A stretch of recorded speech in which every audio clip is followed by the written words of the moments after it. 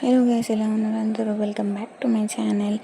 ఇవాళైతే మనం ఈ వీడియోలో ఒక రైస్ బ్యాగ్తోని, మన ఇంట్లో ఉండే రైస్ బ్యాగ్తోని ఫ్రిడ్జ్కి కవర్ ఎలా చేద్దాం అంటే రెఫ్రిజిరేటర్ మీద వేసే కవర్ అయితే ఉంటుంది కదా, ఆ కవర్ ఎలా చేయాలని అయితే నేను ఇక్కడ ఈ వీడియోలో చూపిస్తున్నా.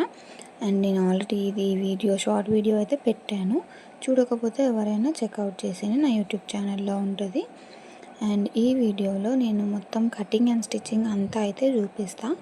మీకైతే ఈ కటింగ్ వీడియో, స్టిచ్చింగ్ వీడియో కావాలి అంటే మొత్తం ఎండ్ వరకు అయితే చూడండి.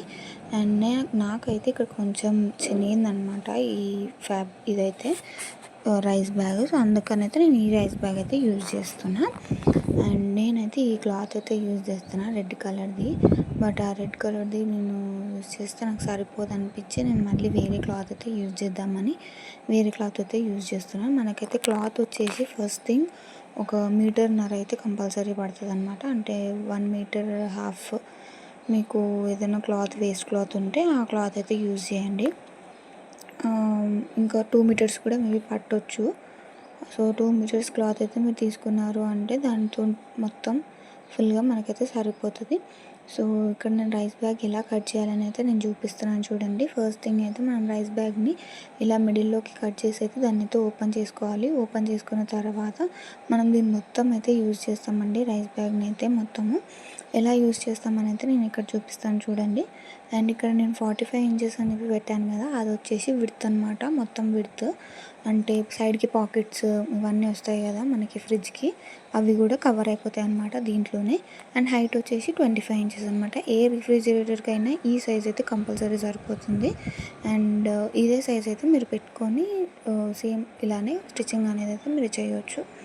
అండ్ ఇక్కడ చూస్తున్నట్టయితే మా పాప అయితే మధ్యలో వచ్చి డిస్టర్బ్ అయితే చేస్తుంది. అండ్ ఇక్కడ నేనైతే మొత్తం 25 ఇంచెస్కి ఇలా స్ట్రైట్గా మార్కింగ్ అయితే చేసుకొని కటింగ్ అయితే చేసేసుకుంటున్నా. చేసుకున్న తర్వాత ఈ మిగతాది అయితే ఉంటుంది కదా రైస్ బ్యాగ్, ఆ రైస్ బ్యాగ్ని ఏం చేస్తామంటే మనం పాకెట్స్ లాగా యూజ్ చేస్తామన్నమాట. దీన్ని మిడిల్లోకి ఇలా కట్ చేసేస్తే మనకి 2 పీసెస్ అవుతాయి కదా, 2 పీసెస్ని అటొకటి ఇటొకటి అయితే వేసుకుంటాము. అదేలాగంటే మనము కటింగ్ అయితే చూద్దాము. ఇది కూడా మనకి అంత పొడవు అయితే అవసరం లేదు. సో దానిని నేనైతే కొంచెం అయితే కట్ చేస్తున్నా.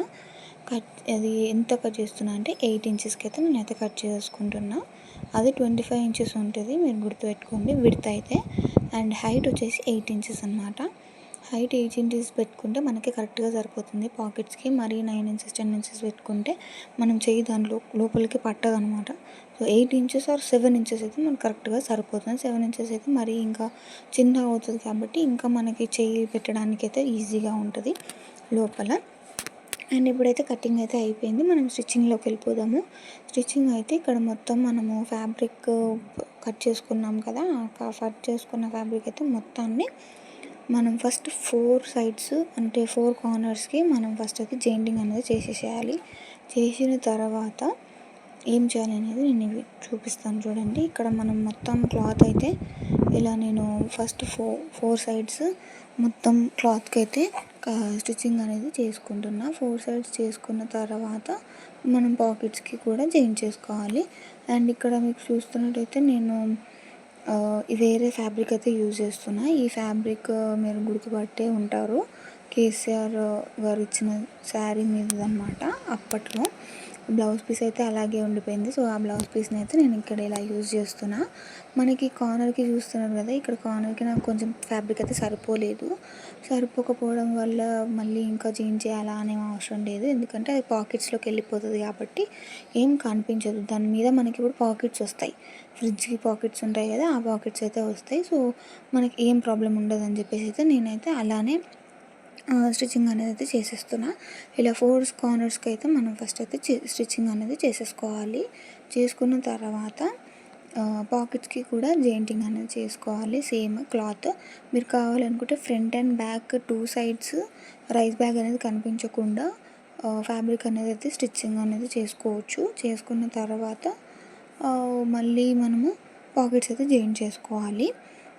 ఇలా కుట్టిన తర్వాత చూస్తున్నాను కదా, ఇక్కడ ఇలా అయితే ఉందన్నమాట. నాకు కొంచెం అక్కడ ఫ్యాబ్రిక్ కొంచెం గలీజ్గా అనిపిస్తుంది.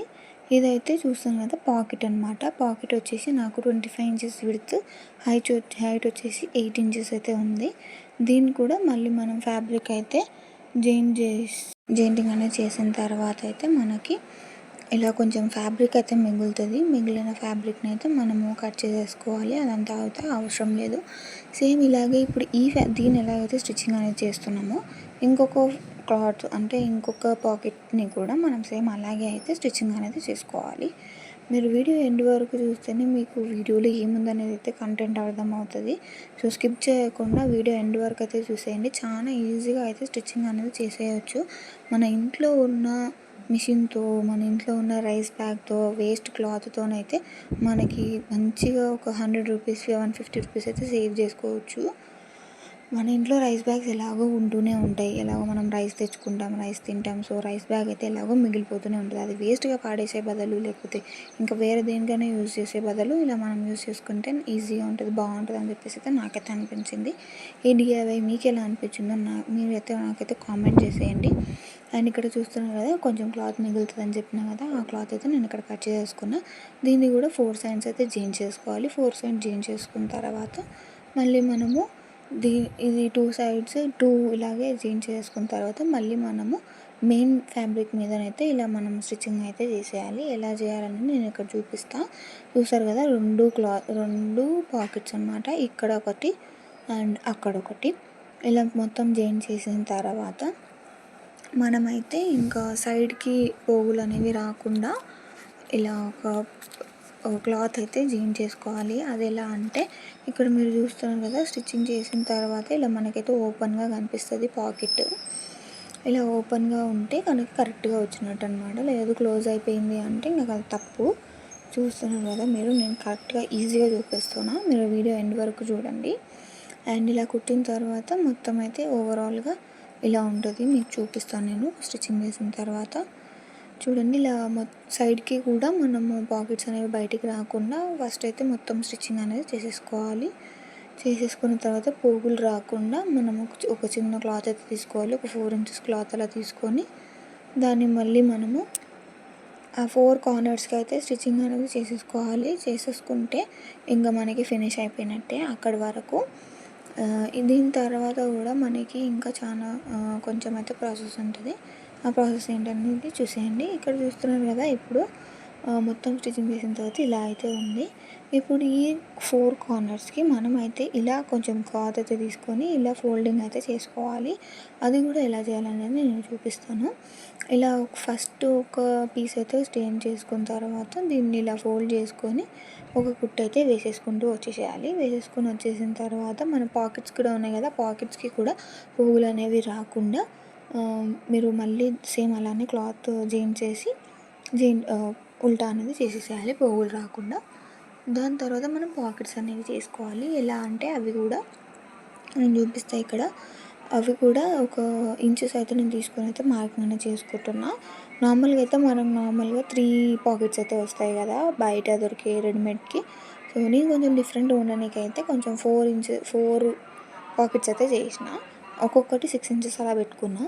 మనకి 25 ఇంచెస్ పెడుతుంది కాబట్టి ఒకటైతే తక్కువ వచ్చి ఒకటి ఎక్కువ వచ్చి అలా రాకుండా కరెక్ట్గా ఇంచెస్ తీసుకొని అయితే పెట్టుకున్నాను అనమాట. ఇలా 4 పాకెట్స్ అయితే వస్తాయి మనకి. నార్మల్గా 3 పాకెట్స్ వస్తాయని చెప్పేసి అయితే నేను 4 పాకెట్స్ అయితే పెట్టినా అనమాట. అంతే, that's all for the video.